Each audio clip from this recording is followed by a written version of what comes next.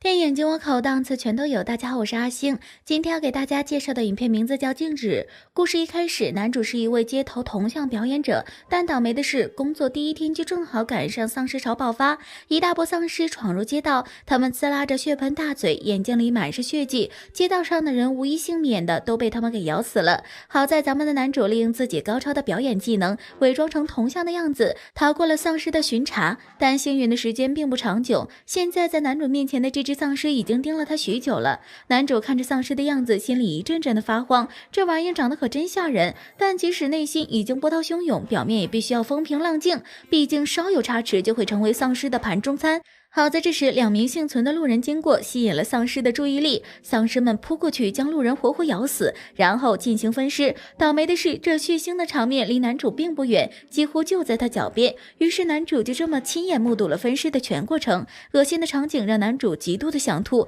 但他感动吗？不感动，只好硬生生的把呕吐物又咽了回去。而另一边还有一个跟男生一样的铜像表演者，他一边伪装，一边趁着丧尸不注意缓缓的移动。本来还想着偷偷的逃出去，谁知在看到地上那血腥的尸体后，竟然没忍住吐了出来。那巨大的呕吐声立马引起了所有丧尸的注意力，后果也可想而知了。看到又一名人类同胞惨遭杀害，男主心痛不已。但此时的他还有更重要的事情要做，因为现在丧尸的注意力被转移，所以此刻成了男主逃跑的最佳时机。于是他纵身一跃，疯狂逃跑。谁知因为站得太久，男主的腿竟然麻了。随着啊的一声尖叫，丧尸蜂拥而至，但也不知道为啥，这批丧尸的速度更慢。即使男主不跑，一瘸一拐的在前面走着，他们也追不上男主。男主有些嘚瑟了，在甩掉一批丧尸后，竟然乐呵呵的笑了起来。